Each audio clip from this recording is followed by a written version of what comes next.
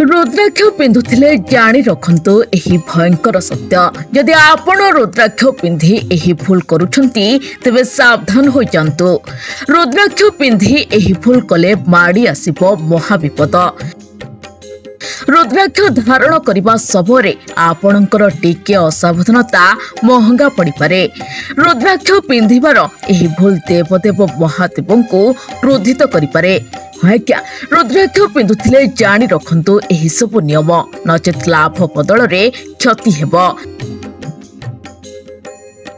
समस्ते जानती रुद्राक्ष महादेवंकर प्रिय सामग्री। एहाको पिंधिबा पई अनेक नियम रहिछि, जहार जत्न नेबा जणे व्यक्ति पई अत्यंत जरूरी। रुद्राक्षर नियम को अणदेखा करिबा व्यक्ति को असुविधा रे पकाई पारे। एहा अनेक प्रकार प्रतिबंधक एवं समस्या सृष्टि करि पारे। तेबे आसंतु जानिबा रुद्राक्ष पिंधिबार कोन नियम रहिछि एवं एहाको पिंधिबा परे कोन सब कथा प्रति ध्यान रखिबा उचित।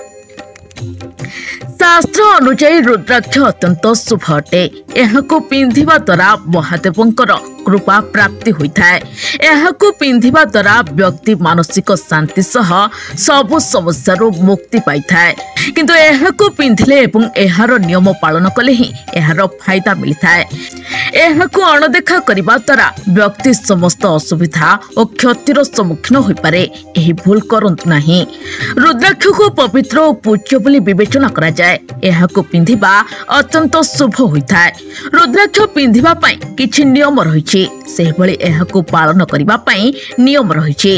एपरि नकले रुद्राक्ष पिंधिले क्षतिर सम्मुखीन हेबाको पड़ी पारे। तेणु अत्यंत स्वच्छ और शुद्ध मनरे रुद्राक्ष पिंधन्तु। मृत्यु स्थान रे रुद्राक्ष पिंधन्तु नाही। जदि एहाको पिंधि थांती तेबे ध्यान रखंतु जे एहाको मृत्यु स्थान को पिंधिबा उचित नुहे। जदि आपण कोनोसी संपर्क किंबा परिजनक शोक सभा को जाउछंती तेबे घरे रुद्राक्ष काढी ठाकुर घरे रखि दियंतु। मांस मद दुकान को नेबेनी रुद्राक्ष।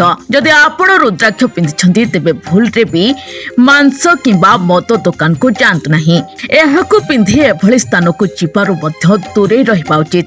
एभଳି स्थान रे रुद्राक्ष पिंधिबा द्वारा रुद्राक्ष अशुद्ध होइथाय एवं आपणको लाभ परिवर्ते क्षतिर सम्मुखीन हेबाको पड़ी पारे। संतान जन्म समय रुद्राक्ष पिंधन्तु नहीं। संतान जन्म हेले एहिभଳି स्थान रे रुद्राक्ष पिंधिबा अनुचित। एक मास परे आपण नामकरण किंबा यज्ञ परे एठाको पिंधि जाय परिबे। पूर्वरु एभଳି स्थान रे रुद्राक्ष पिंधिबा निषिद्ध बोली विवेचना करा जाउथला।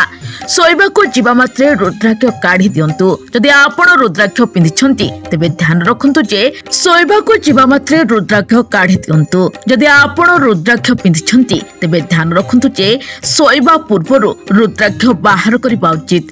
शास्त्र अनुसार सोइबा समय व्यक्तिर शरीर अशुद्ध होइथाय। एभଳି परिस्थिति रे रुद्राक्ष पिंधि सोइबा अनुचित होइथाय। Bureau report, VNS live.